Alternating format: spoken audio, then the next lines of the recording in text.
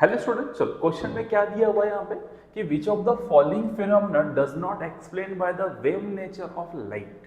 Okay, तो पहला क्या phenomena? Reflection, second diffraction, photoelectric effect, interference and पोलराइजेशंस।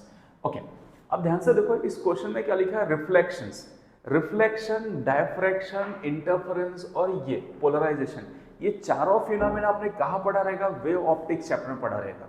तो आप बोल सकते हो कि इंटरफेरेंस, पोलराइजेशन और रिफ्लेक्शन ये किससे एक्सप्लेन कर सकते हैं हम लोग? It is a wave nature से एक्सप्लेन कर सकते हैं।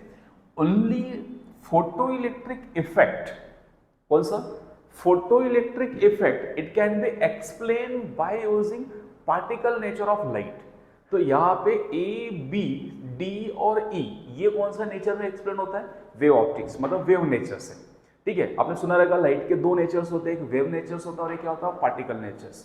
तो वेव नेचर्स में हम क्या कर सकते हैं, क्या क्या देख सकते हैं? रिफ्लेक्शन, डायफ्रैक्शंस, इंटरफेरेंस एंड पोलराइजेशन, ये चार फिनोमेना कहाँ पे होता है? वेव नेचर में। या चारों फिनोमेना हम किससे एक्सप्लेन कर सकते हैं? वेव नेचर से एक्सप्लेन कर सकते हैं। बस एक ही फिनोमेना कौन सा? Polarization, sorry, photo electric effect, ये किससे एक्सप्लेन होता है? Only particle nature of light से।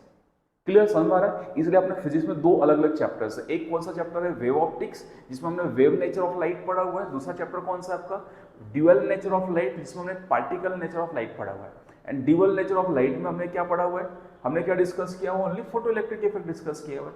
ठीक है, तो photo electric effect can be क्या होगा? Explain by using particle nature, it can not be explain by using wave nature of light. तो so that your answer is B. तो see phenomena, phenomena कौन सा? Photoelectric effect. This phenomena can be explain by particle nature, not wave natures. So your correct answer is your C. Sorry, correct answer is B. Clear? Sure. Thank you for watching.